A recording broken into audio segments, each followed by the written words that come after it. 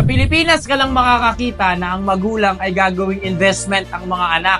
Hindi ko nilalahat dahil meron din namang mga magulang na hindi naniningil at nanunumbat sa pagpapalaki sa mga anak nila. Pero doon sa mga magulang na ang tingin sa mga anak ay investment, aba, mahiya naman kayo. Hindi porket ikaw yung nagpalaki, simula nang isilang mo yan ay ikaw na yung masusunod at pagdidikta dyan kahit nasa tamang gulang na yan. Ano ka? Nagbabawi sa pinuhunan mo simula nung bata pa yan? At hindi mo dapat i-demand kung ano yung matatanggap mo sa accomplishment ng anak mo. Dahil at the first place, in reality, no choice tayong mga magulang dahil responsibilidad natin ng ating mga anak.